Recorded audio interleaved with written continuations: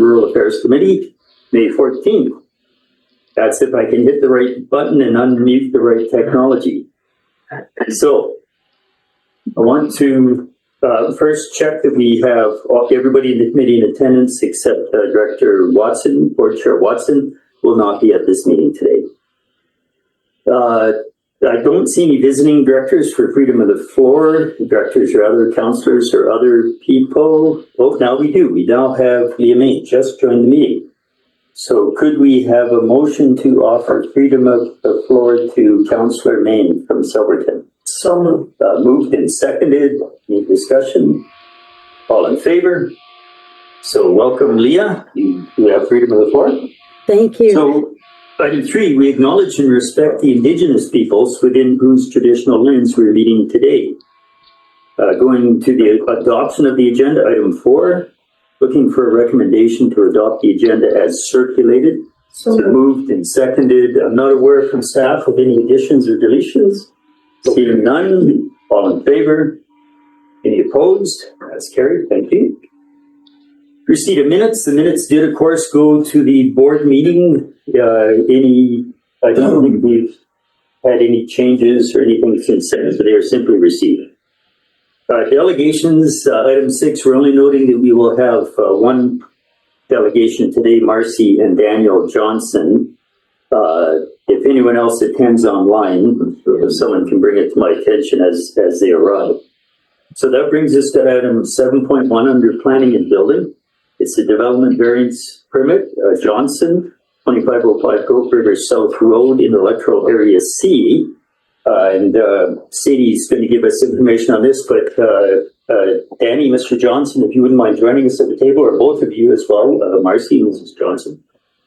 So we will get a brief overview from staff, then either comments or question and answer to the applicants, and then we'll move on to the business part of the meeting. Go ahead, please, Sadie, an overview. Oh, I will note, and there are 3 recommendations, which I think is wise.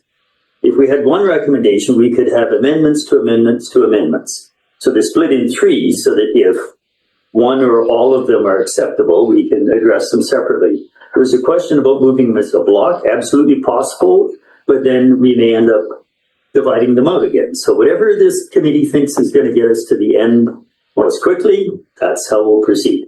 Sadie, the floor is yours.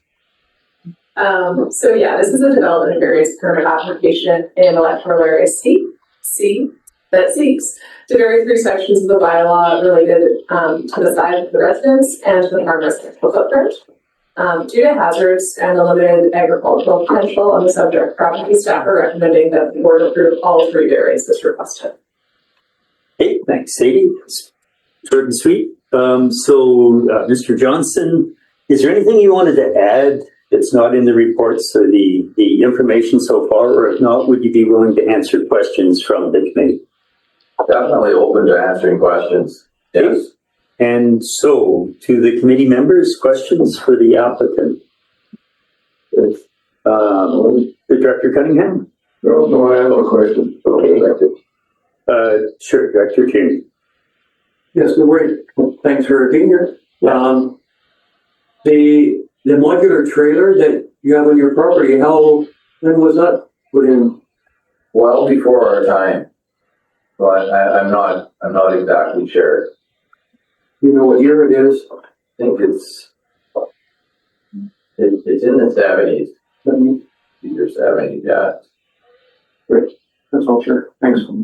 I guess to staff, and then maybe back to Mr. Johnson, you'd be able to determine that from the mobile home or manufactured home registry. Do you know if it's on the registry? Yeah, I didn't check that, but I do remember looking at the aerial imagery and see was there for quite a long time before you posted on the fence. Okay, so it might be an item prior to future development, building a house and the like, to check the manufactured home registry, even if for interest to see who it's registered to. My experience is it may not be the current landowner. So, further questions, Director Vandenberg? Yes, to Mr. and Ms. Johnson. Can you just very briefly describe some of the challenges, physical reasons and hazards associated with the importance of the variances that are put in play so that you can overcome some of those challenges, could you, sort of identify what those challenges are, those hazards you're, hoping the variances will help you resolve?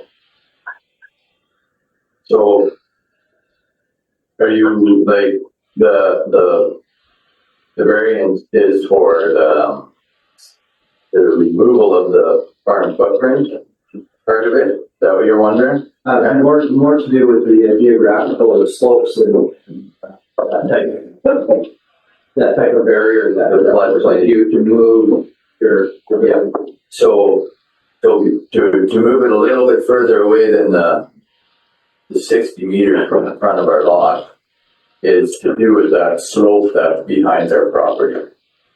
So our geotechnical survey, I think, explained that, how they did a couple tests. There was one slide further down the bank a ways, down that slope towards the Ashcroft Mill, I guess, if you know where that is. But so with all their measurements and how the dirt moved and all that, then to protect our home from that bank, they suggested we move just a little further away from it. Thank you. Any further questions?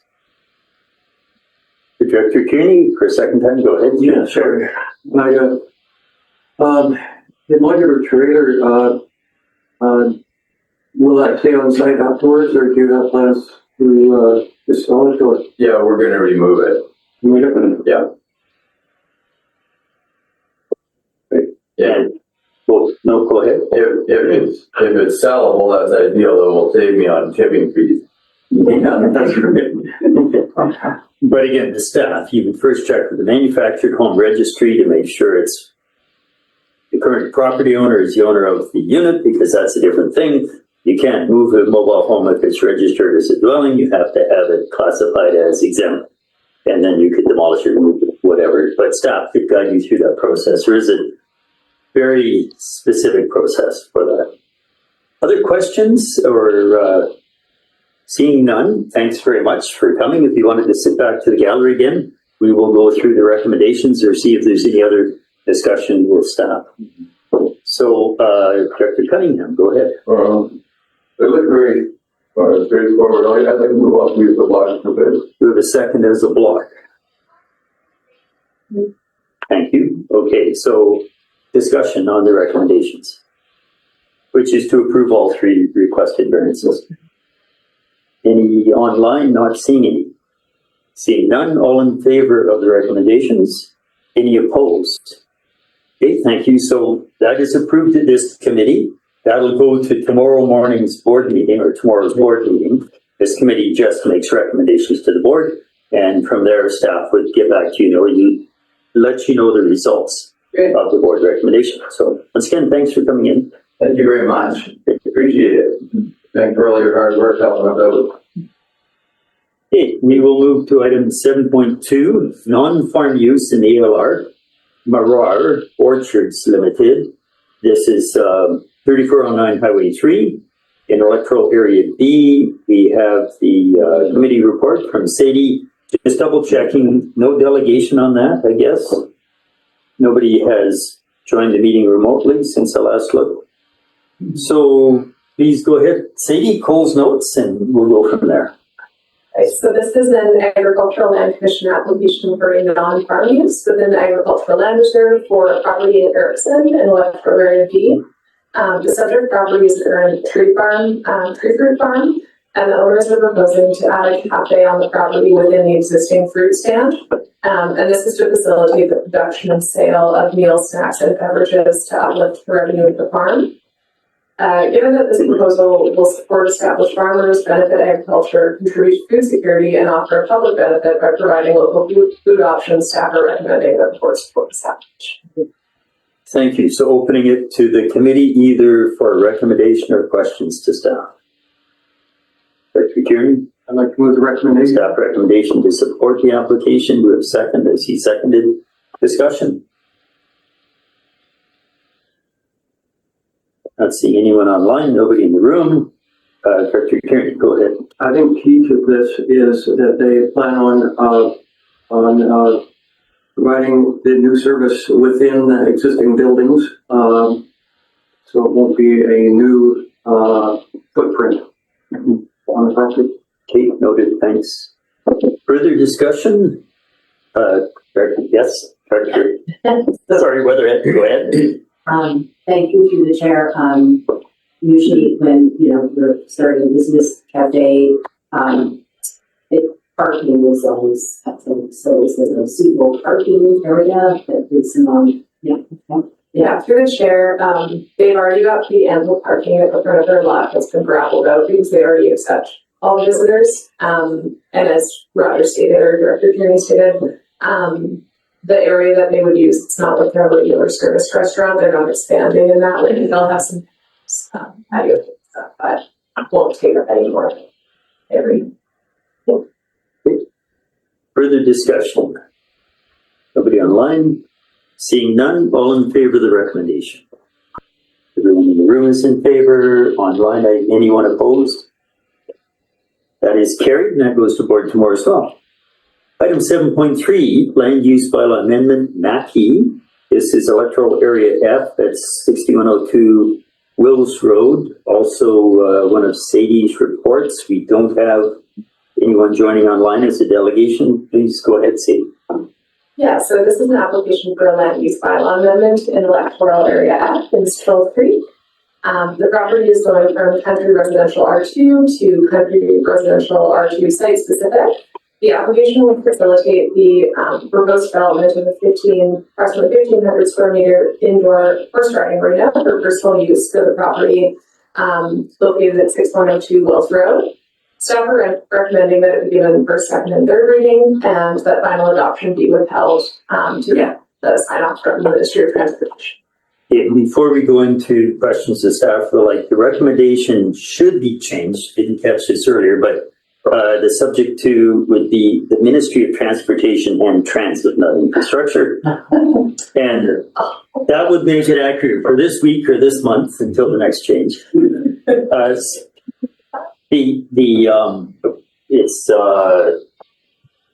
It says adoption withheld pending approval from Ministry of Transportation and Transit now on structure. So, questions for staff or anybody want to move a recommendation? It's area F. Sorry, I'll move it. Move staff We're asking for recommendation. comments or moving? I'll move it. Questions for staff or anybody wanting to move recommendation? I'll move it. And Just waiting for a second. seconded with the change of the word to transit instead of infrastructure. Discussion. Seeing nobody online, nobody in the room, relatively straightforward, and this is 3 readings, so it will come back at some point anyway. Seeing no discussion, all in favor of the recommendation as presented, any opposed? That is carried, and that will go to board tomorrow as well. 7.4, forestry referral, BC timber sales. This impacts electoral areas G, J, and K. Because of that, it's coming to RAC. And Rishab, if you wanted to give us a bit of an overview, you have a draft letter to respond to BC timber sales with comments. You give us a bit of an overview, and then we'll go to discussion. Yes, sure. Through the chair, good morning. This is a forestry referral for BC Timber Sales regarding operating plan number 26, which outlines timber harvesting and road construction activities within the Kootenay business area and affects electoral area G, J, and K. So, in total, there are 53 features. They have proposed 34 cut blocks, 17 are in area G, 6 are in area J, 11 are in area K, and there are 19 proposed roads, 15 in area G, 2 in area J, and 2 in area K. So the total features are again 53. So majority of the proposed cut blocks and roads fall within area designated open space or resource area, and where resource space activities are permitted as per our zoning bylaws. So the draft response included as attachment A It refers to our OCT policies and it encourages BC timber sales to uphold the highest environmental standards. So the recommendation is like staff recommending to respond to these details. Okay, thank you, Rishad. Questions for staff, comments? Maybe I'll lead off with one because we see these once in a while, not very often. And in the maps, there's some color coding and identification of the areas, which isn't that unusual. I see there's like orange dashed lines for roads, that makes sense. But on some of the maps, outlined in pink, there's something called style 4. And then there's other ones outlined in green, and they look more like dotted lines. I don't know if they're drainages or roads or next to roads called style 6. And you may not be able to answer this, but without me trying to go back and refresh myself with how they're categorizing cut blocks now, do you know the difference between what they identify as style 4 and style 6 on their maps? No, not regarding that. Yeah, not regarding that, but so whatever their proposals are, they are as per our forest stewardship plan number 914. So they are working as per that particular plan. So, but on the map, they have those distinctions of within the cut blocks. I mean, I'm used to seeing visual quality objectives, that sort of thing, depending on, tourism interests or things like that, or residential visual impacts. I'm just unfamiliar with style 4 or 6. Sangeeta, did you know what the reference is on the maps? Through the chair, no, I don't, but we are going to investigate this with the province because the Ministry of Forest, this level of detail provided for an area that is being harvested. Now, I have not seen it since I've been here. Usually it's more of those forest stewardship plans. So we're trying to understand and working with Nora Ann and what has changed in their process, and we will investigate what that is.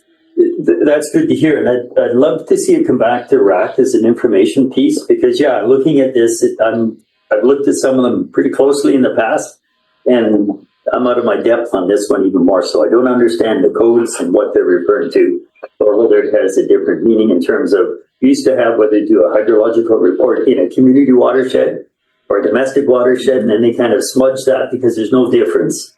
And that's sort of what I'm looking for. Is there some significant difference in how they're evaluating the landscape based on these styles? So that's for future, I guess. Other questions, and definitely Director Weatherhead. Thank you, through the chair.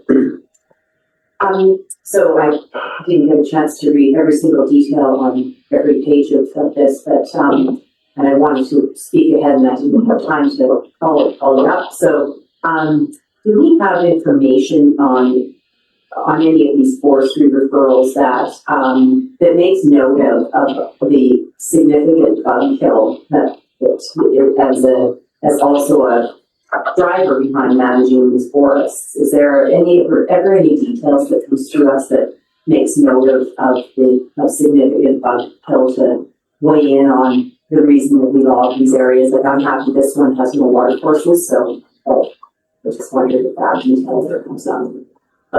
Through the chair, so no, no certain information has not. But in 2022, we just came up with the forest stewardship plan that talks about various aspects regarding the forest management. But RDCK is not having any role to play in that. So, Okay, thank you. Down the road, if there was any beetle infestation control, say for the Douglas furbark beetle, we had the licensees we encouraged licensees to offer any pheromones or the like we've been using as bait traps to the adjacent private landowners. So I don't know if there's very many adjacent private landowners, but if they're doing a beetle trap and kill prior to harvesting and then after, that would be something I think some residents would be very interested in. Just something to bear in mind for future. Director Cunningham. Yes, as you are well aware from last, after that years, we've been doing that in part of this area up above, but, and also I understand, as we're doing in the Fruitvale area, and the number of beetles trapped in those, because they've done it every year, has dropped by a factor of about 80%. And I know that in the straight stretch going to between Weimer and the long straight stretch that everybody's well aware of, that's the area where they're doing it, and locally, and the number of needles trapped have gone from 25,000 the first year to about 8,000 the last couple of years. Which is a sign of success. That's right, exactly. So, sorry. Well, I mean, Chair, on the separate thing though, I noticed the blocks are all clustered. How do they decide what a block is?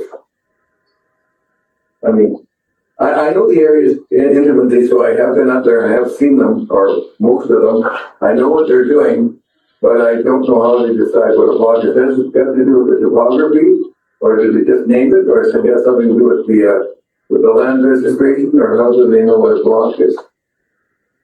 Well, through the chair, no information is shared was regarding how they're naming and how they're regulating the boundary. So that information being they don't share anything.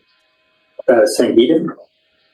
This is just from my previous experience working in the forest industry, doing soil survey. Usually the timber cruisers go out there and they do cut the landscape to assess where the merchantable timber is, and that's how they usually lay out. Okay. I know that maybe Yes. thank you, Chair. Through the chair, I know of a local logger who stretches the blocks when he cuts, and he's not very well liked in the area because the people are having his easy bus that's a lot shorter than. And I don't know if anybody checks this kind of thing, because sorry, it's not my area of expertise. Thank you, Chair. Block size and location does relate in the drainage to the equivalent cut. And that's something that the hydrologist and the like should be tracking. So the blocks might be sized to stay below a threshold of equivalent impact. But back to the beetle, maybe this is a comment that we should include. I mean, it's raised as an issue for areas K and G, and I know it's been a big issue in area A. Would it be appropriate to add a comment that if at the time of harvesting there are any pheromone traps being set before or after harvesting, that we would suggest or recommend that the licensee offer or have a conversation with private landholders and see if they may want to offer access to do the same. Because the beetles, if the one source of food is gone, they will move to the next. And so I don't know, committee as a whole, this comes up from time to time, so I make a random suggestion, but really spurred on by two other directors. Is that a reasonable comment to add?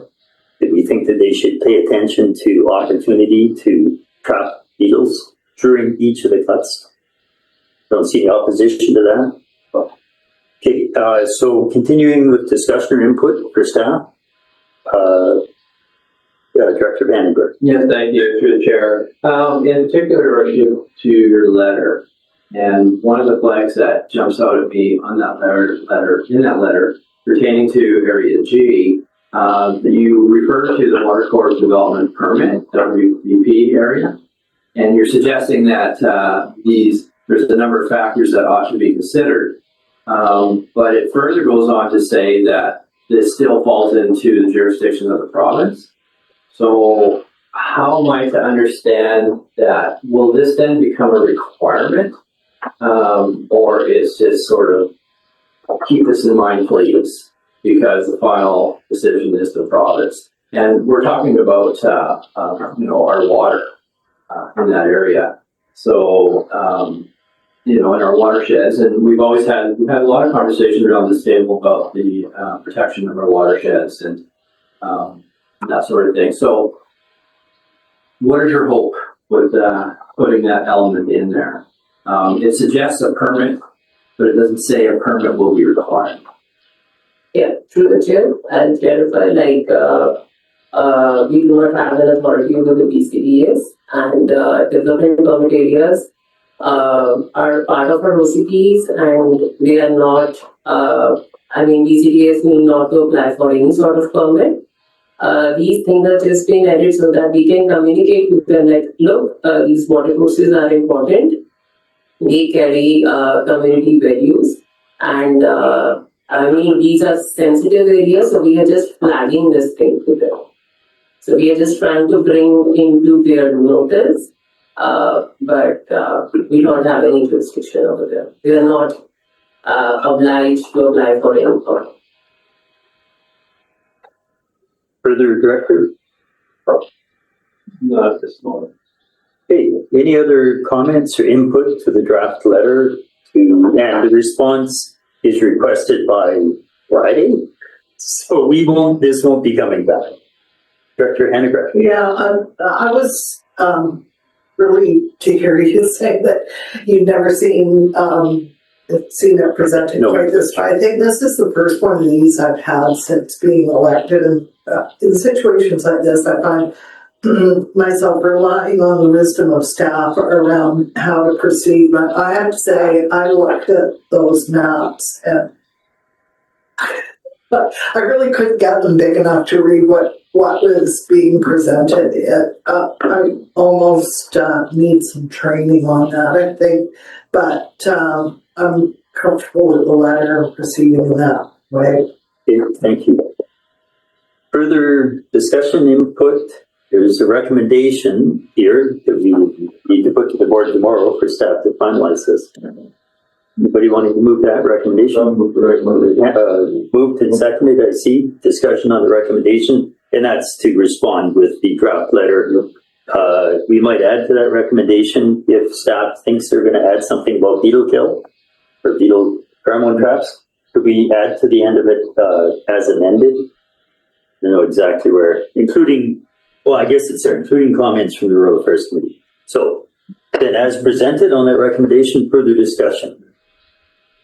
Seeing none, all in favor? Any opposed? So that is carried. Thanks, Rashi. And that'll go to board tomorrow. 7.5 for information. This package of information is getting longer, but we have a nice summary of some of the conversations we've had around planning services work plan. And so who was going to speak to this today? It's Stephanie or Nelson is online. Nelson's online. And okay, Nelson, I'll let you open on this. There is no recommendation out of this. Staff is just, I think, trying to move towards a better mutual understanding of priorities. Nelson, the floor is yours. Thank you, Chair. I don't have anything further to add. You have all the information as you noted. I did include a couple pieces on the agenda that were previously shown, and that would be the work plan showing, again, those items that are on hold or haven't been started. So that's the list to review and give us your prioritization. Or if there's anything on that list you want to take off, you could do that as well. And the second piece I provided was that table of OCPs and the dates that they were most recently adopted. And so those are the two that you saw previously, but they were updated because of changes since you last saw those two documents. Happy to answer any questions and look forward to your direction. Thank you. Hey, thanks, Nelson. Questions for staff? Director Vandenberg. Great, thank you through the chair to Nelson. Good collection in the report for sure. I'm turning towards what we propose section, and it seems to me that you're seeking direction. So you have two approaches that you've summarized. How do you want us to communicate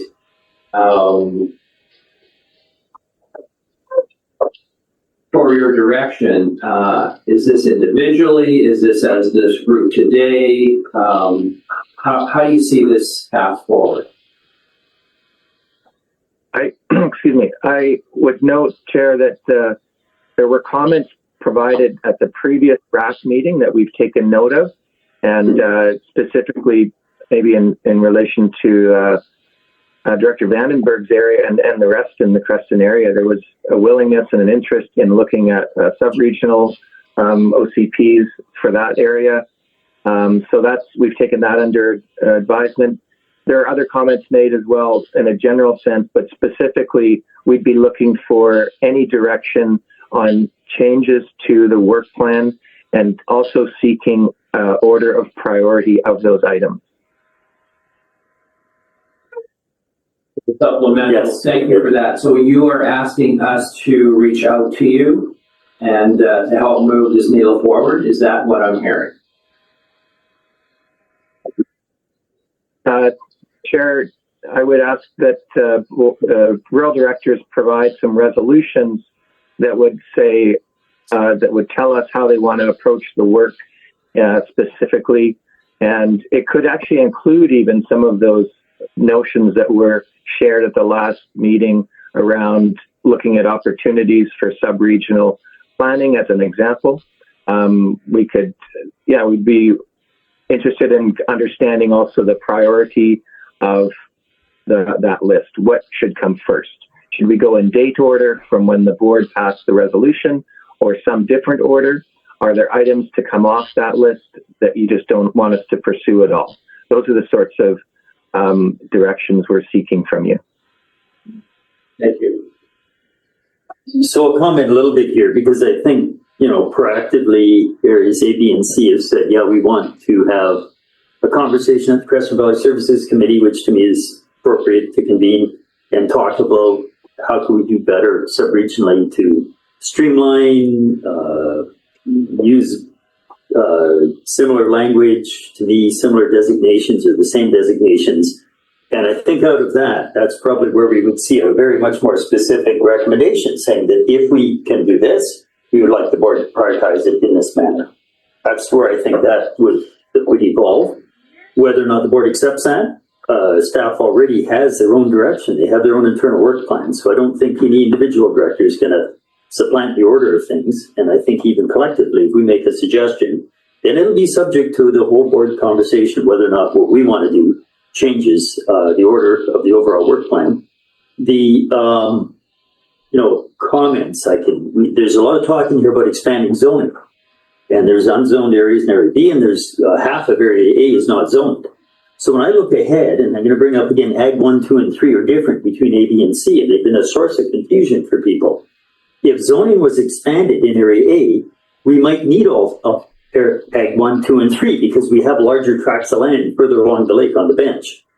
Not something this committee wants to discuss. I want to discuss with my neighbors in the Crescent Valley and beyond to say the what if we expand zoning, and what if we did that? Would it make more sense then to come up with common zones and common land use designations, if that makes sense?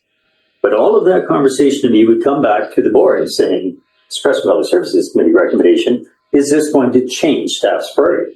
Then everybody would have a conversation. So we can't go at this one off first. Director Hanegraaff. Yeah,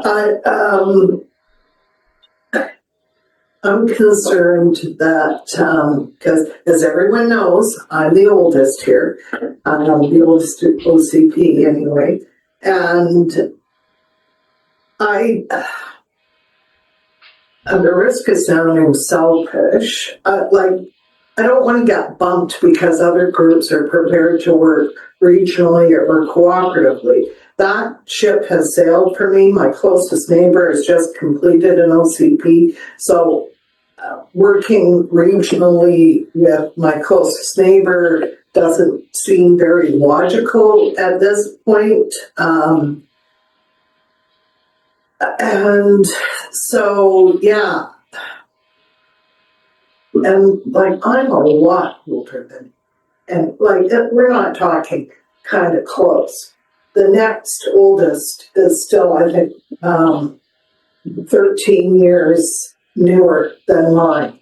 I'm almost 30 years out of date here. And so as much as I support the notion of working sub-regionally and all of that, there's no practical way for me to really do that. I suppose, J and K could work together on stuff and maybe H. But yeah, it's worrisome for me. I'm just going to say that. And on the one hand, we've been waiting this long. How much difference is it going to make? But on the other hand, the thought of kind of getting bumped and back or farther down the list does not please me. Understood. And I think your phrase out of date is the best way to refer to the topic. Yeah. It's older, but it is the most out of date. OCP, thanks. Director Popoff. Yeah, thank you, Chair. And through the Chair, looking at the work plan here, and I'm specifically talking about the Playmore Junction zoning bylaw.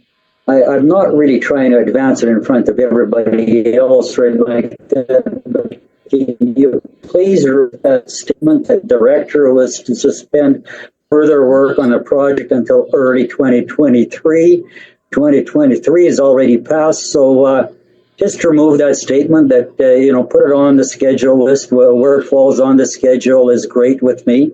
If, we can move it ahead, that would be even better. But realizing that other directors have OCPs, and just like Director Hennegraaff mentioned, that they want to update it. So I'll be happy if I'm on the schedule, wherever you put me on the schedule, hopefully further ahead. But it'll be a decision that we collectively make. Thank you. Is your point, Director Popoff, that you'd like to see a revised projected date for your review, as opposed to referring to a date in the past? Yeah, through the Chair, it's, 2023 has passed. It's already 2 years past that. So it's actually a moot point. Okay, so I've got Directors Graham and Cunningham. But any comment from staff when we see a report with a date that's gone past? Does it not make sense to put some, acknowledge the date was passed, but now your new target is to give some target? I'll let Nelson speak to that question, but I just wanted to make a comment. Oh. If Nelson could speak to that on the date. Go to Nelson first, sure. I'm guessing it's just an edit that I missed in the most recent update to the board notes within our work plan tracking tool. But I think any dates, like I said, would be related to the board when the board resolution was passed. That would be the sequence that we would follow unless there's further direction given in terms of priorities, that is.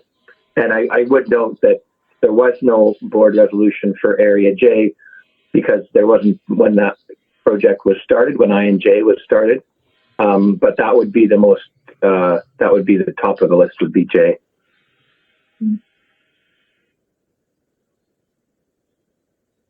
Just hold for a second. If I'm asking CEO to comment here, because over time, when we change sort of the formality, how we introduce a topic, that doesn't mean you discard the previous work plan items. So in fairness, what process would we use to establish a priority date short of a board resolution? Because I could go through my emails, as you know, and come up with quite a few emails with quite a few questions for things to be done that weren't a board resolution in that date. Thoughts on that? Or can you bring that up with the SMT? Yeah, well, the senior management. Through the chair, I think that the OCP should form a normal path of update in terms of who's the oldest, and they should be the first in line. Obviously, we've got areas that don't have OCPs, so those motions then kind of cut in to the process as we go along. If I'm looking at this from a logical perspective, and I'm just thinking logically how we proceed next, I would say that J would be next in line because it was split from I during that process. So otherwise, J would be done if the previous director had said that they wanted to be part of the Area I or continue along the Cooney Columbia OCP path as opposed to splitting J out. So if I'm just looking at it logically, I would say that J should be next. And so should the work plan not capture that logic so that we're not relying on dates of board resolutions, we're relying more on the reality of what's occurred over the timeline? Yeah, and through the chair, years ago, we tried to put in a process because we were struggling with informal direction in terms of how to proceed on a lot of our projects, not just planning. So we asked the board, please put a motion on the floor so that we can get specific direction. We have a date attached to it, and it's a lot easier for us to track. But when you throw that into the middle of an informal process, that obviously creates a little bit of confusion. And I think that we can't discard the natural progression of OCPs where if we did have 11, you just go 1 through 11, then you start again. Go 1 through 11, and it takes what it takes. So from that, as I'm talking through it, it just makes more sense that to me, J would be next. Okay, and whether or not we have to have some kind of board resolution at a future date, I'd leave it to the director to think about, to kind of go back and capture that formally, or whether before that happens, staff puts projected dates in their report, and then as a whole, based on their projected dates, we could then go back a little bit and just talk about what's necessary to capture in terms of timeline. So I'm not wanting to editorialize too much further. You had some comments saying that. Yeah, through the chair, if I may, regardless of how we proceed, I do agree that J was removed from area I, and therefore they weren't, their OCP was not completed. But we're also looking at changing how official community plans overall are prepared, because the business as usual is going by date. And if we change our process where staff have recommended a regional OCP, I won't use that word harmonized, that's not maybe the word I would use, I would say a regional OCP. And then maybe look at opportunities to create sub-regional OCPs. And the process that staff has outlined that you were made aware of during the workshops is really the way that we're thinking it would at least achieve modernizing all of our official community plans, because they're very outdated in some areas. And like in area J and area K, there's a few that, and area D has no OCP, and so things like that. We need to address all of them as things change. We're realizing we're not keeping up with community interests and values, and these OCPs are an important part of capturing those factors in a lot of ways. So that's all the comment I wanted to make. Okay, thanks. So I have still on the speakers list Graham and Cunningham. Please go ahead, Dr. Graham. Thank you. So a lot of my questions were around understanding the priorities and the sequencing of these OCP reviews. And I guess anecdotally, I've kind of come up with, I think, Area J is next, and then I think Area D is next. And I know Director Watson's not here, but we've all heard over and over that, you know, there's a real strong demand in that area for planning. And then I think Area E is sort of there, but I don't see that. I don't know how to understand the table. I don't really. So I'm just trying, I guess I'm trying to understand the process better of like what would be the order of the OCP review, assuming that there is no change. Like I know there's talk of change, but change will take time, and change may or may not be what the electoral people want. So that's my first question, is just trying to understand the order, the current proposed order. Comments from staff? I would say there is no proposed order. I've just reflected back what the board resolutions are as they relate to our work plan items, and anything's possible. The board, you as the rural directors can make recommendations to the board to do this in whatever order you think is important to meet the needs of your residents. CEO? So through the chair, I think that getting an order down would be important. I think that staff could definitely come up with what we think the order is. Area E is kind of stepped aside in terms of its desire, and correct me if I'm wrong, Cheryl, but that's in terms of the desire to continue. Area E was definitely on the shorter term list in terms of an update. My understanding right now from the documents that I've reviewed is that the first ones off would be Area J, Area D, and Area H. And then beyond that, I don't have that in my head. I'd have to look at the documents again to see where staff would lay that out. And then we could maybe bring that back in June to just get a confirmation to say, here's how staff has looked at the logic and the dates from certain resolutions, and here's how we see things rolling out. Obviously, Area I would be at the bottom, Area G would be close to the bottom in terms of its most recent review. But we could prepare that based on the documents that we have and the again that logical process that we could lay out. So we could do that for June for sure. But the first three would be the ones that I mentioned. I think that J, D, and H would be the most logical ones to start with. E was in that list until recently.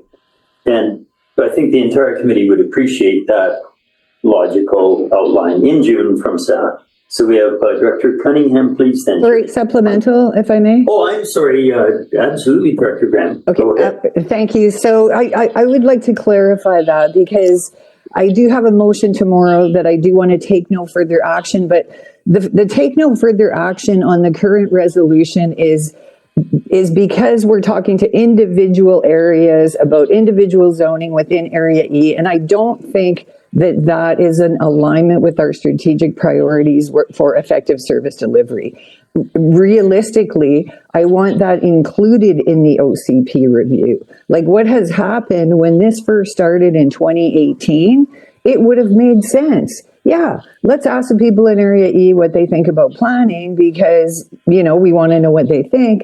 But now, I've only read my own OCP. I haven't read everybody's OCP, but within the Area E OCP, it says that the OCP would be reviewed every 5 to 10 years. And I remember being at those meetings when this OCP was formed in 2013, and we said, okay, great, this will be reviewed every 5 to 10 years. Well, it's 13 years old, or 12, it's 2025.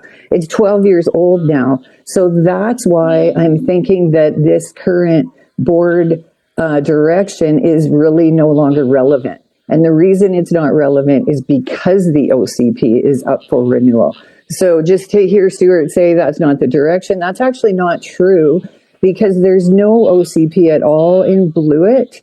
And there has been a lot of change and people coming in the area. And the truth is, I just think it needs to be dealt with all at one time, not individual silos. Like, oh, we're going to take, because we've been through a lot. We've been through COVID. We've been through this ferry strike, and we've had a lot of neighbors against neighbors. And I don't want those individual conflict situations. What I want is it to be done one time. And that, I think, is the best solution for Area E. So that's the reason for my change. And I actually don't want to lose a spot that Area E would be in terms of having the whole OCP reviewed. I just don't want individual things. I just don't want it done individually like that. Thank you. Could I ask you to clarify when you say individual and whole areas or the whole thing? I don't think you can review part of an OCP within electoral area. It's a single document. What I've seen happen is within an electoral area A, we reviewed the entire OCP again, Windle, which was already zoned and all of their thoughts, all the way up to Grandel. And through that process, we extended zoning. So I don't think you would just have a Blewett OCP review unless you're trying to go the direction that Director Popoff has gone previously. But I don't think there was any intention to split an Area A OCP. And maybe could I ask Sangeeta to clarify that? Was the plan to do a defined area OCP for E, or simply to expand Area E's OCP to the entirety of the area?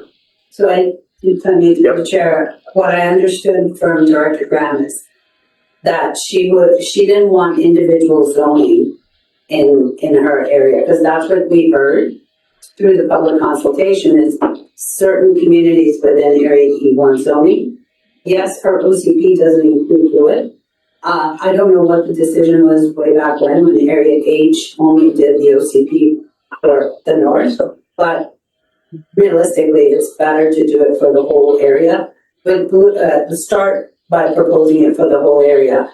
With Blewett, there was extreme protest by the community for any official community plan when that was done. So that's why Blewett was taken out of the official community plan. So letting it go through that process is the way to really understand what the community wants. And so I think that's what Cheryl was talking about, is where like her pockets of zoning is what she's concerned would need to be reviewed holistically through an LCP process. That's what she would like, if I'm getting it right. Okay, see a thumbs up from Cheryl and, Director Graham. Graham and further, Director Graham, or I can move down the speakers list. Okay, Dr. Cunningham, then Tierney, please go ahead. Thank you. Yes, we've gone through our, the very first time when we brought in OCP at Area G, we only did sections of, you know, what are little blocks of neighborhoods that would like to look at that kind of thing. And now we have a total OCP for all of Area G, which we did at the last review, which happened some 13 years, I think, after the first time. And that it should be understood that OCP does not necessarily mean zoning. And it would be nice, I mean, I'm trying to talk certain sections in, they had OCP now for half a dozen years. We're starting to think about zoning as the next, but at least they have an OCP that says, listen, we want this area to remain farming, this area to remain, you know, so forth. And now certain areas are starting to think, yes, there is a benefit to zoning, but they have to be able to work under the OCP thing first. I think that would be important, is if we get the whole district to have those and cover under OCPs, and I assume one for each region, one for each area. Area G, one OCP, Area H, one OCP, and that sort of thing. I was around when Rick was just mentioning about what happened in Blewett. They had a couple of people that, you don't want zoning, you don't want this, and they got stirred up all the people and they got really excited. They didn't understand that planning for the future by saying, how would you like Blewett to be 25 years from now? It's a community plan. It has nothing to do with zoning. And I think if that attitude had been taken by one of the former directors, I think perhaps this thing could have been worked through now. Because now we're running 15 years late, 20 years late, whatever. The same thing's happening with the other part of Area H. The people are, well, we don't want anything, you know, too much government interference. No, this is you getting together with your neighbors to decide how you want your neighborhood to be in the future. And then also Area H, or G, or whatever. And I think that has to be stressed, really has to be stressed. So get the people on your side and the rest is easy. Thank you. Director Tierney, and then there's not going to be firm recommendations out of this, but we may be at the end of the conversation. I don't know. Director Tierney. Yeah, thank you, Chair. Yeah, really interesting discussion. Wasn't much after that discussion, but I just wanted to check if this one statement was accurate in the RCP Planning Services Work Plan, the Agricultural Policy Review Phase 2. See if that's on hold. Looking forward to that review. But just in that block of board notes, comments on the changes made to bylaws, the agricultural bylaws for areas A, B, and C were adopted in the fall of 2023. I recall dealing with variance applications in the spring of 2023 that I thought were part of that bylaw change. So I just wondered if that was accurate in 2023. Nelson? Or was it September, October 2022? That's also possible, Chair. I might have got the dates incorrect. Okay, so you could follow up on offline, I guess, on that. Yeah, I would prefer, I would like to see that changed if that's inaccurate, because for some of the variance reviews we were doing in spring of 23. Okay, not seeing any further speakers in chat, no hands up, nobody in the room. So I think what we're going to see is for June, some dates put onto some of these work items based on either the most logical or the most firm direction in terms of resolution that we have so far. And the conversation will continue then. So thinking we don't have a whole lot left, we can get up and stretch. We have rural admin and public time. If people want to get up and stretch for 5 minutes or carry on, we do have a few staff members who will need to speak to the community works applications.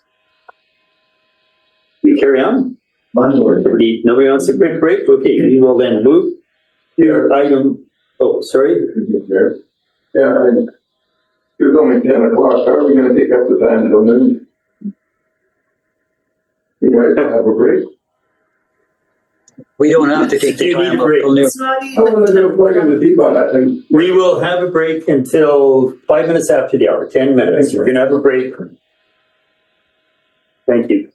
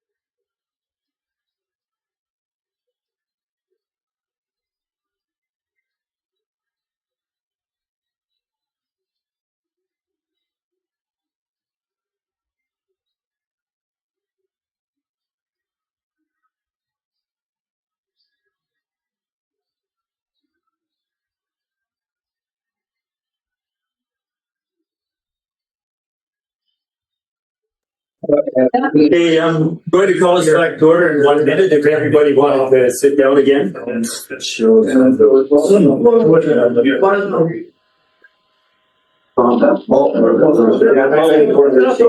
Yeah, I thought so. So I'll get back to you, okay? Good. Thank you. Yeah, okay. I'm going away again, so there's some. Okay, it's 10:05. I'm calling the meeting back to order. If everybody could please take your seat, since some people didn't want the meeting to extend beyond the necessary length. Thanks very much.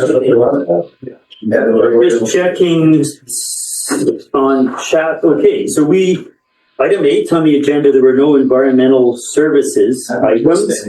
We have item 9.1 under rural admin, community works fund application, architectural assessment. This is at fire halls across the regional district. I do believe we are going to be joined by different staff members if we need to ask questions, but I just wanted to comment initially on. we will let you lead off, please. Pointed out that the summary in the report has actually two incorrect numbers. The application with the attachment is what you approve as the correct numbers in. The numbers that are somewhat incorrect are the contributions from area A and area C. The distribution is slightly different than in the summary report. But what you have in the application, the attachment of the application are the correct one. So we should have maybe a page number or something that people can zero in on then for that. When you say the application, it's a 193-page agenda, not a very large one. Can we go to a specific page or chart where people can be certain? Page 181 has the executive summary, the incorrect numbers.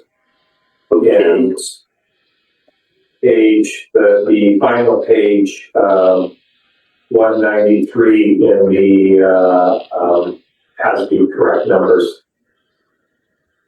So page 193, the last page, final page on the agenda. That's not on eScribe, Chair. So on eScribe, then it would be the last page on the. Which attachments, Chair? We have two attachments and second one, which is the application. Yes, the application is correct. The executive summary and the report, A and C are not, are slightly off. Okay, and so, so page 193 on the whole agenda, or the last page on the application, are the numbers you refer to. So, will we get a Coles Notes then on what we're looking to achieve with this initiative? Who wanted to speak to it? And first, go back. Tristan, you're up if you want to give an overview of this, please. Thanks. Yeah, through the chair, this was presented to board in camera just prior to Christmas back in December. The purpose of this project is to close out the building permits related to the exhaust extraction systems for the fire halls managed and owned by the RDCK. And with that, there was 2 additional fire halls. So there was 17 fire halls that were as part of that project, the exhaust extraction project. And then it was recommended at board that we included Caslow Fire Hall and Terry's Fire Hall as well.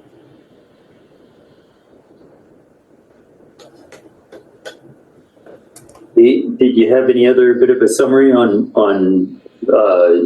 what we're going to receive from the architectural assessment? Through the chair at this time, this is related to the exhaust extraction system and what needs to be done to ensure the compliance with the building permits, and that we're able to either complete the work on the projects that still need completion or to close out the building permits on the ones that have been completed. The specifics and the scope of the actual architectural work at this time are unknown to us. It's going to be dependent on what the architect determines in the RFP and what they present to us and what they have to abide by. Okay, thanks. put it to the committee for questions, I guess, then Director Cunningham and then Hanegraaff. Yes, thank you. Looking at page 192 on our agenda there, and it says Weimer. My name, and it says G, is lot 6, lot 18. And I assume that's the location of the fire hall? Can't be, because the lot 6, all the lots of Weimer are only 30 feet wide, and the fire hall itself is 60. He's probably. So there may be a correction on the site description. And I also, there should be some corrections on building permits and material too, because we're thinking about 3 building permits issued for the fire hall during its various stages of construction over the years. Okay, so to staff then, you're gonna note that Yeah, for the consultant? speak to that through the chair. There are some other building permits relating to Weimers that might get brought into this project. The architect will take a review of the building, determine what's required as part of the exhaust system. But since there are no deficiencies, those other permits might need to be resolved. But we won't know until the architect makes that recommendation. Okay, further, Director Cunningham? No, that's it. Thank you. I just wanted to find out that, when you're on the property description, I just sort of, okay, what about the other sections? Needs false. Okay, Director Hanegraaff? Yeah, sorry, I didn't catch this when I was doing my reading, and I don't want to hold things up here, but can we correct the spelling of my last name? Oh, probably a good idea. Yeah. Okay, Just one in. Director Davidoff on line then, please go ahead, Director Davidoff. Yeah, thanks. I'll just lower my hand. Okay. I read the report. I understand why we're doing this. And staff just advised it was to close the permits, and this is focusing on exhaust extraction. I then did some research on the cost that we're allotting here per hall in this grant. Now, when you're looking at an assessment of a fire hall, and for renovation purposes, what happens, architects charge across Canada between 4 and 15% of the final renovation cost.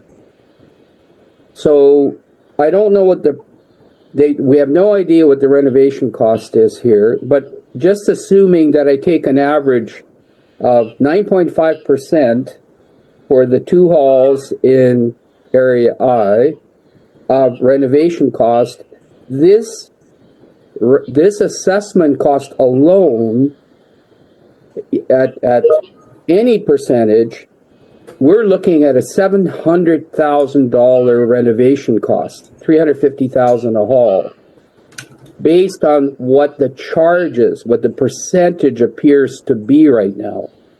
And when I look at everybody's community works funds, we have money in Area I right now, but it would burn almost our whole $799,000 that we have in Community Works grant funds just to address the extraction part. We don't know what else is going to be found. And basically, once you start assessing old fire halls you do a house. I mean, you take a look at a house, you take a look at a fire hall, something they're all like over 30, like ours are, over 30 years old, 35 years old. So bottom line is that what's going to happen here? Because once we identify need, and we said we don't know what we're going to find. This is like a monster potential bill. And am I reading this wrong through staff, or is this what we're facing? Like this unknown is scary to me. So could somebody please say, like, how did you come up with these numbers in terms of 35,000 a hall? Because usually it's a percentage of the potential renovation cost. But this is kind of like writing a blank check. So I will put to staff, I guess, the question is around expectations, what will come out of this study. And I understand the percentage thing because I've worked in that realm, but this isn't a percentage of expectation necessarily. But if you could give Director Davidoff thoughts on where these numbers came from, I guess.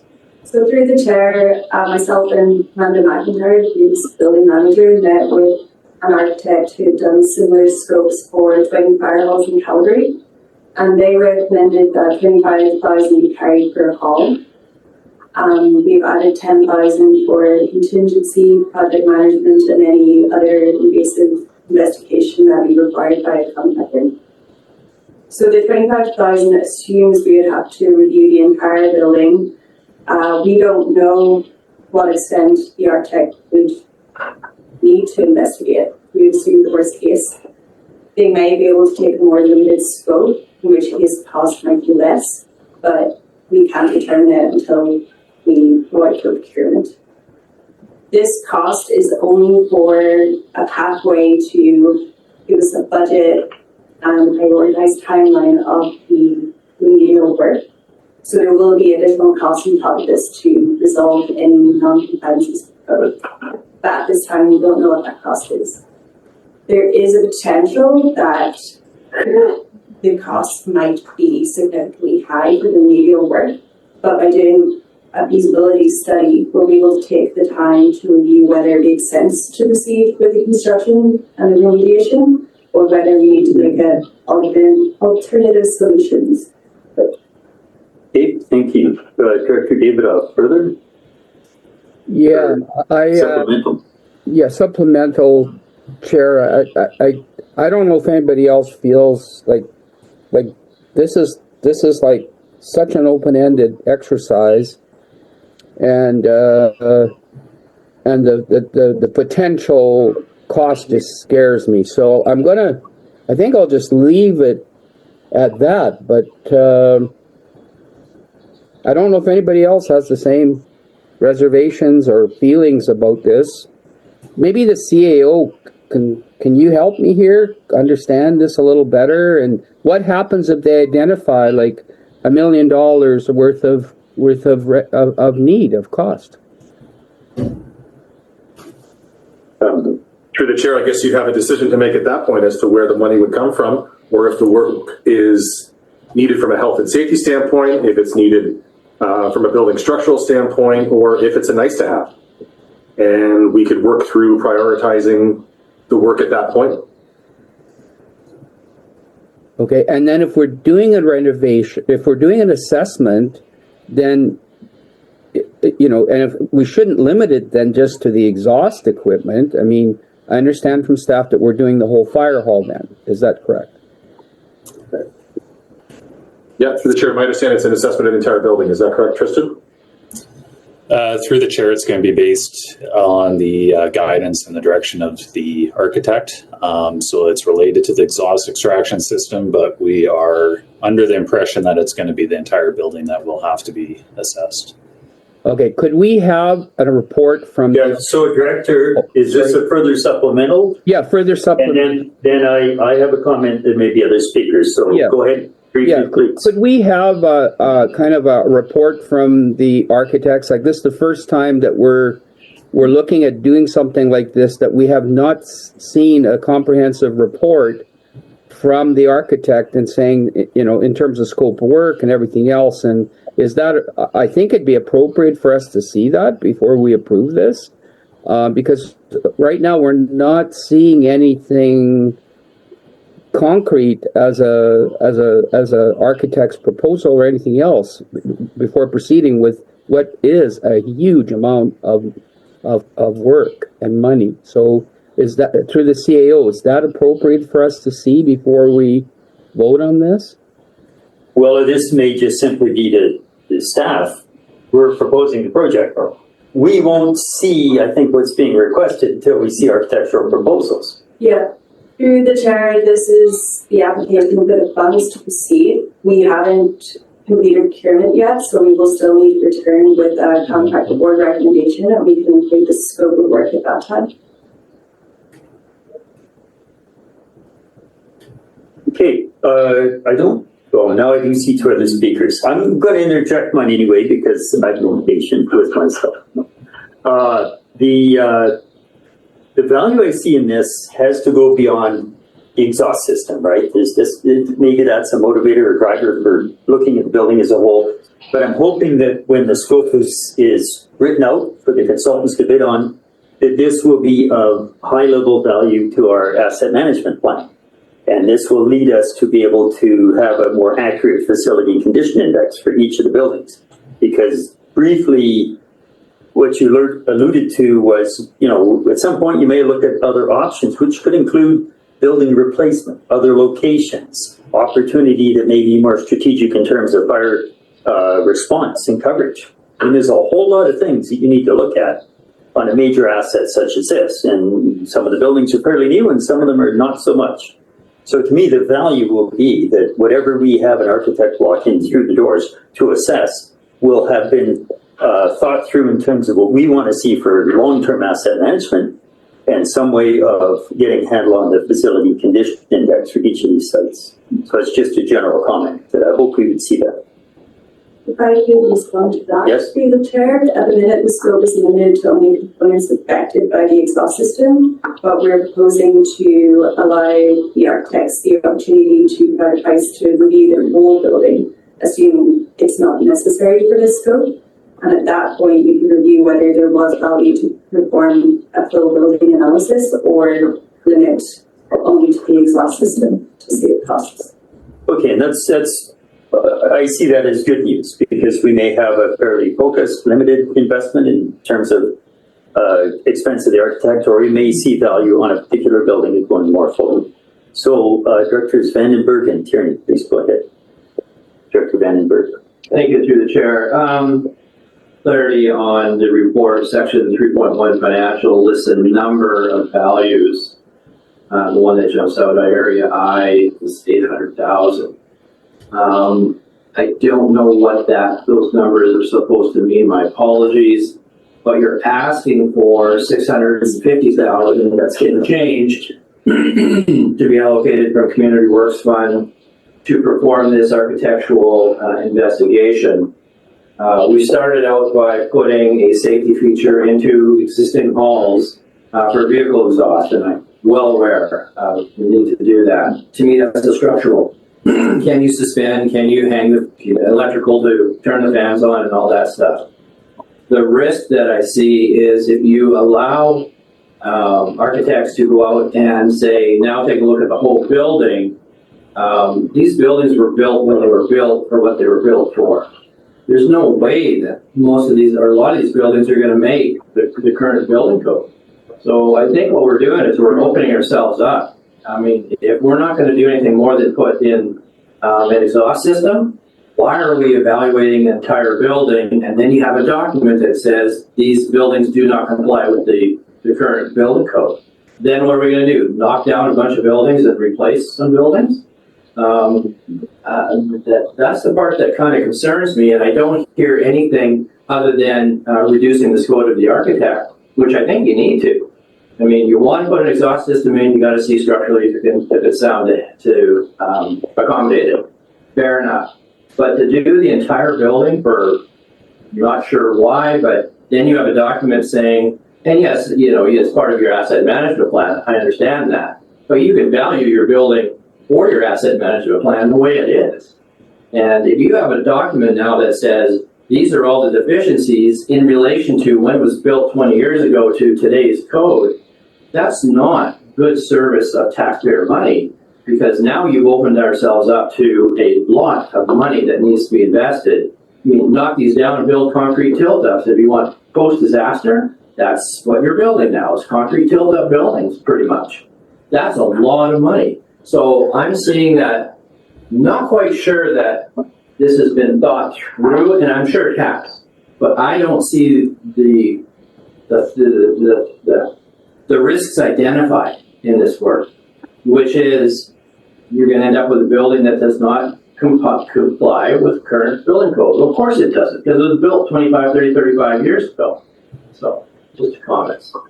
CEO, If I could, just through the chair, in terms of the concern about having $1 million worth of work or $1.5 million worth of work on a hall, it's no different than anything else we do in local government. Is you're balancing the resources you've got versus what you need. And the decision of the board guides how we manage our limited resources, whether it's funding, whether it's time. There's always something you've got to make a decision on. You've got to prioritize things. From this point of view of this project, it's a matter of, yes, we've realized through the work on the exhaust systems that structurally some halls likely can't have that install done without further structural work being done. But we're also taking the opportunity to review the halls, because I think that there's also a question of, is that appropriate governance of your fire service if you're not taking a look at the safety of these halls that have been built 40, 50 years ago? And is there concerns with having firefighters doing training in there, with having second floors on some of these things, with kitchens and things that have been added over the years? Or is there still a way that these are manageable and safe, or do we need to do some work to keep our firefighters safe? So I think there's a lot of things to balance here, but it's ultimately the will of the board as to whether or not want to proceed with the project. It's just a matter of, do you want just the limited scope on the exhaust system and that's it? Or do you want to know what you don't know? Supplemental, go ahead, Chris. Very valid points, absolutely.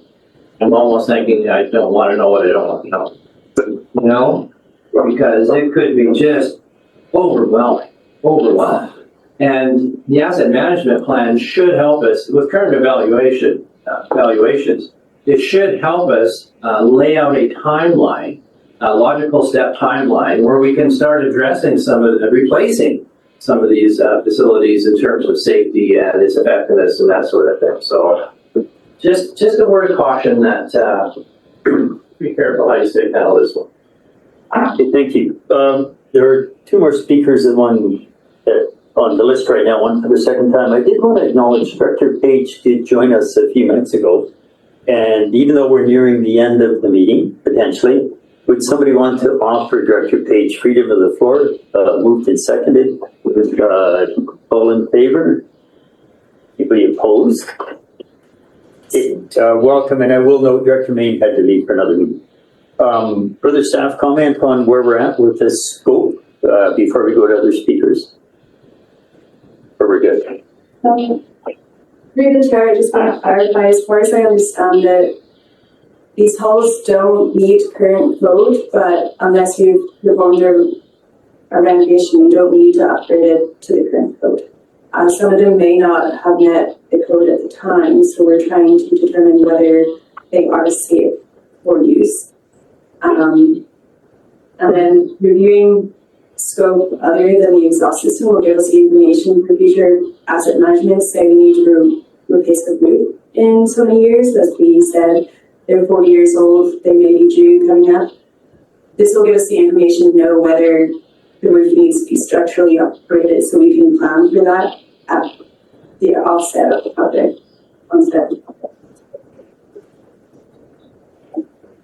Yep, thank you. It does, because you can reduce snow load and change the structural performance of the building with different roof type. So I do have still Directors Tierney and Cunningham for the second time, unless somebody else for the first time. Go ahead, Director Tierney.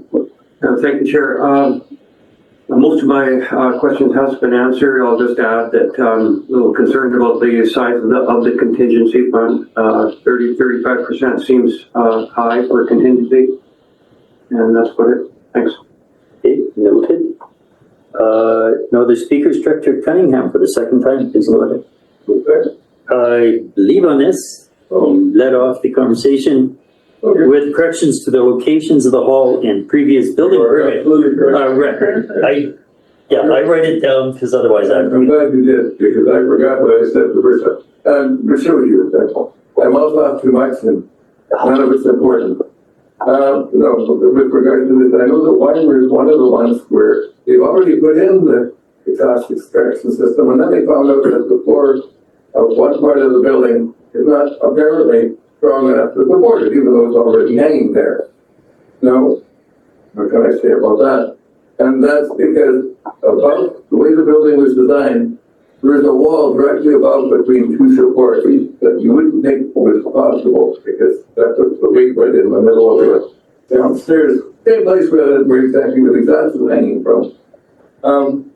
But I know, and apparently they can't find the building permit under which it was built when this thing was done. So that wall that's up there is actually built like this, so it's supports on the wall or at either end of the building rather than over the center part.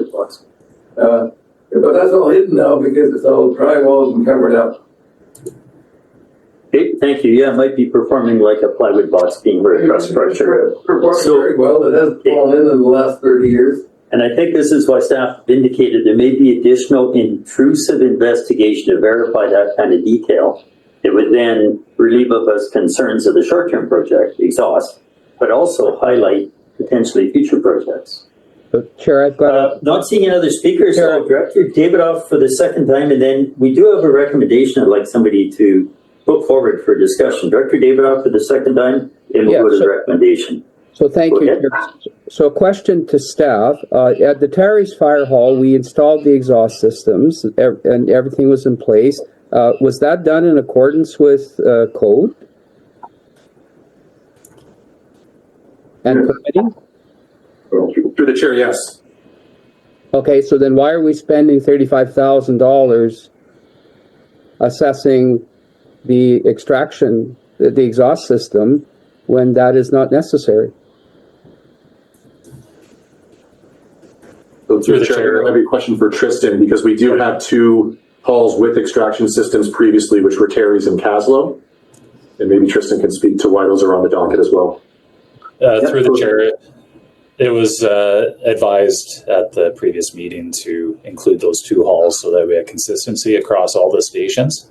So if we are end up doing a full fire hall assessment, that every fire hall is going to have an assessment, and then we can move forward off of that. Okay, further, Director Davidoff, I see your hand is still up. Yeah,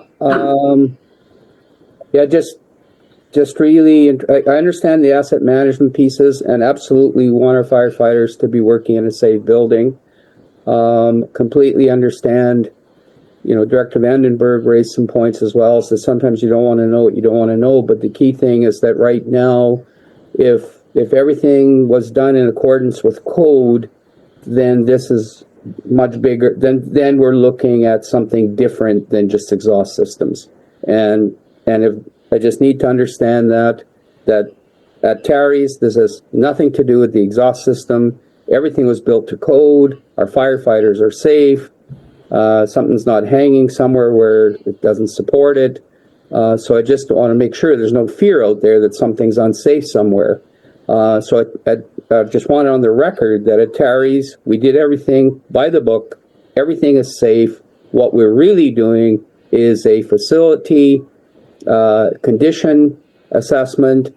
We are doing an assessment for future potential renovations, but there's nothing requiring us to do any renovations at the Terry's Fire Hall right now because we are completely up to code when it comes to the exhaust extraction systems. We are doing this for future planning and for asset management purposes. Would that be a good summary? I guess my questions to the CAO. For the chair, yes. Thank you. Okay, thanks, Director. Director Popoff, second time, but go ahead. It's the first time on this issue. You are correct, sir. Yep, thanks. Go ahead. Thank you. I would like to move the recommendation. As staff presented, do we have a second? We have a second on the recommendation. I will second the staff recommendation for discussion. And is, do you have a comment or open on the recommendation, Popoff? If not, we'll go to Vandenberg. Yes, a comment on that, and that was brought up by Director Davidoff. you know, most of the halls were built according to code, but I look at Area H, our halls were built in the 1980s. And there has been numerous renovations done to the halls with, you know, and they were done to code. But the halls are old, and asset management is what Director Davidoff brought up is another concern for this, and this is why I moved the recommendation.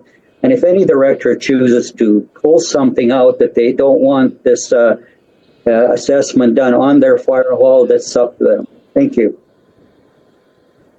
Thank you, Director Vandenberg. Well, prior to the recommendation, I did mention in 3.1 financial considerations, where do those numbers come from? Because my community works fund, Area C says 85,000, but that's not what's in my record for that account. So what are these numbers? They're Area A through J and says that have the following community works funds remaining. Where are those numbers coming from? Because they don't match what I have. Uli, is that from your staff or from, I guess it'd be from Ashley, but, or yeah. Are these the up-to-date amounts, allocations area by area? It should be. I have not cross-checked them, but it should be the numbers coming from our tracking spreadsheet for community works available minus the committed funds. I can cross-check that. And that's what I think we need to see updated. Some of us I am fuzzy at times on what is committed. Crocker Bay Hall has an allocation, Greendale Community Center has a commitment, but not a firm allocation. Stuart? And through the chair, this assumes that this project is funded as well. It takes off the amount of this application. Oh, yeah, that's 35. So That's 35 now. Through the chair, it's presented in a way so you see how much you've got left if you approve this application. Got it. You should say that. Okay. Should this project be funded, the respective areas will have the following community works funds remaining. Got it. Thank you. And yeah, if we have that sheet sent to us again for all areas, that would be appreciated. That what is expended, what has been allocated, what's expended, and what's flagged as a tentative commitment. It'd be nice to see that. No problem. Spreadsheet. Believe Mike provides a regular update on that. Yeah, through the chair, I'll check with Mike what the process is for that, because we should establish at least maybe every 2 months or quarterly, you get an update automatically from him. Yeah. Okay, on the recommendation, Director Cunningham, for the first time on the recommendation. Thank you. I'm in favor of the recommendation, even though I noticed that my area for that fund is already $197,000 for the whole in red. That I assume is because it's fund's already labeled because that was for the fiber optic. Yeah. The CBBC application for $82,000. Exactly right. That's why we're in the hole. How much do we get each year? Does anybody remember? Area A is about 199,000 based on population. About capita formula. Oh, no wonder I don't get anything. I get a piece here, people have to reproduce. Moving on to the speakers list, I don't see any other speakers on the recommendation. Vandenberg again, go ahead on the recommendation second time. So my question is, with the motion on the floor as such, based on the conversation that we've had today, has the conversation influenced the scope any further? Or is it still as to be expected with written in the staff report? Through the chair, inputs for it.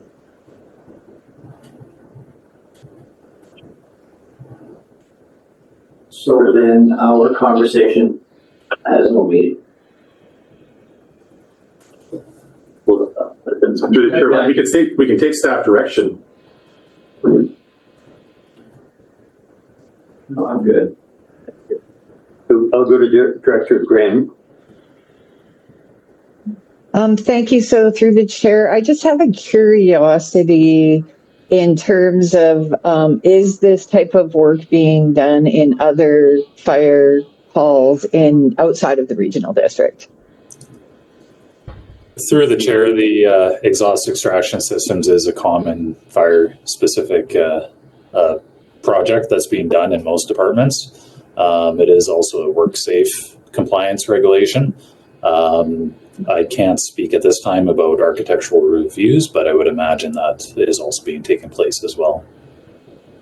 That was my question, was about the architectural reviews. If this has happened in other areas and what the other areas were doing, sort of, that was my curiosity. Thank you.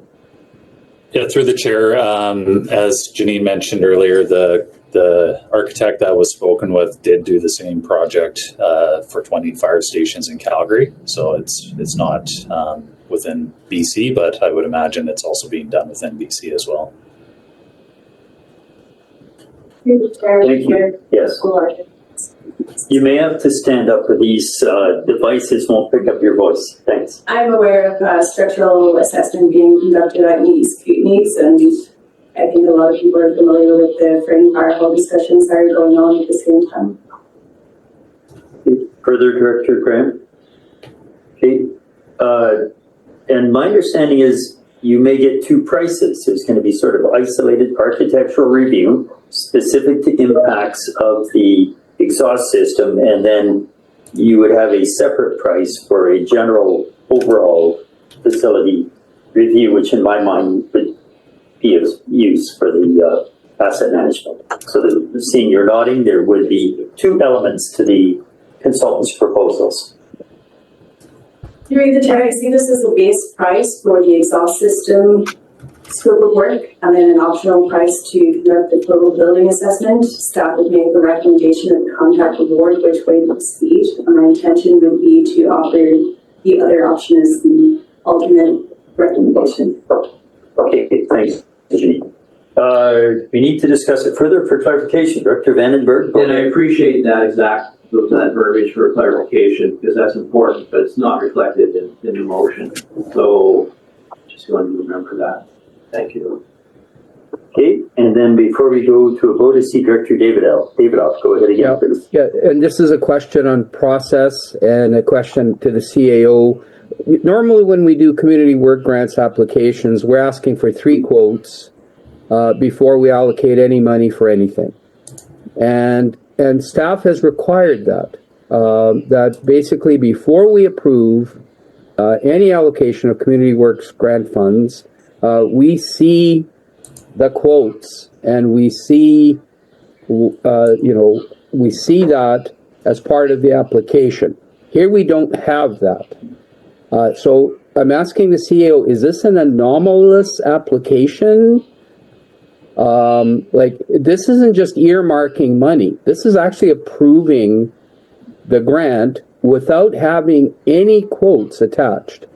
And I've never had an Area I community grant, a community, this CWF grant approved without having those quotes attached. So I'm just wondering, process-wise, like, are we doing something different here? Because I can understand an earmark. That's easy. But this is not an earmark. This is an actual approval of a grant without any supporting documentation. Okay, thanks, Director. Interesting observation. I'll have Uli first and then CAO. Go ahead, Uli. If Stuart wants to go first. Look good. We always follow our own purchasing policy, which means that we obtain as many quotes as we can get on a larger project like this. So we go out for public tender and obtain as many interested parties as we get. There's the occasional situation where we only get 1 or 2 interested parties, but generally we go out to market and obtain the best highest quality bid that we can and award it.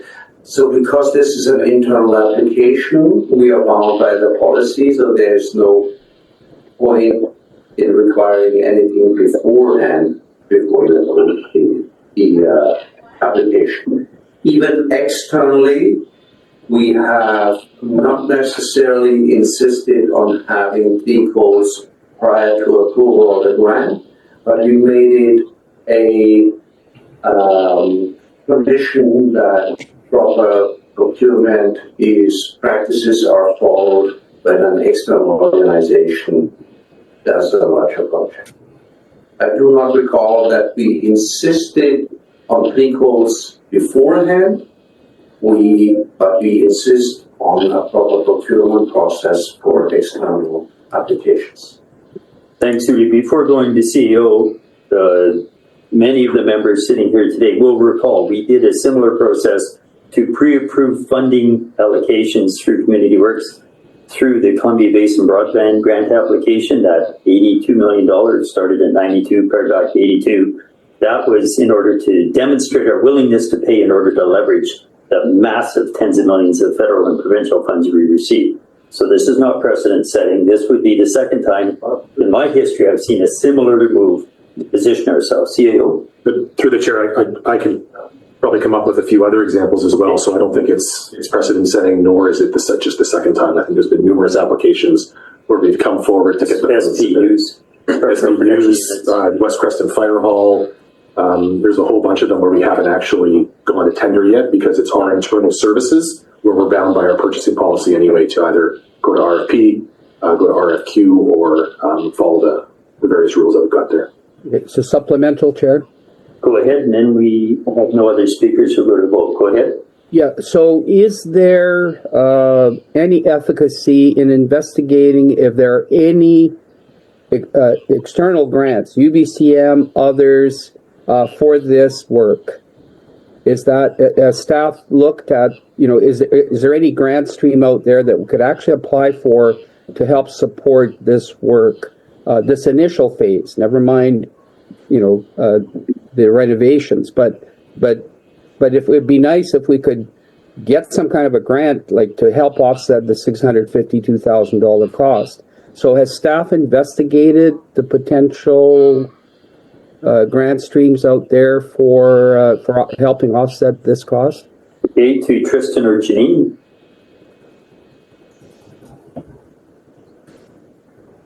Through the chair, nothing aside from the Community Works grant at this time, to my knowledge. Am I allowed one more question, Chair? Then we will move to a vote. Go ahead. Yeah, so to the CAO, is this something that we should look into? Through the chair, we could, but historically, fire infrastructure has not been covered by grants. We just had the recent change in UBCM rules over the last couple of years in terms of fire apparatus, and the grant streams for fire have always focused on education and training, which we take advantage of regularly. What about CBT? Through the chair, CBT's grant programs right now that we're taking advantage of, and Tristan can speak to that, but we have taken advantage of CBT's recent fire grant offerings, I think to the tune of $25,000 or $30,000 per hall, which does not relate to, again, the fire hall infrastructure or the apparatus. It relates to other equipment. Thank you.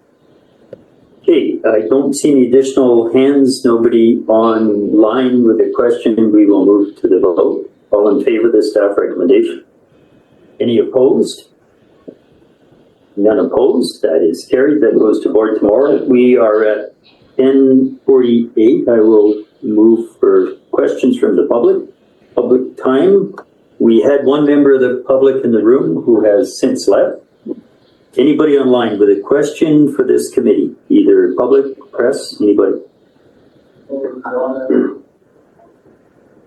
Just waiting a minute because I was admonished for adjourning too quickly, just giving people a chance to unmute. If anybody from the public has a question for this committee?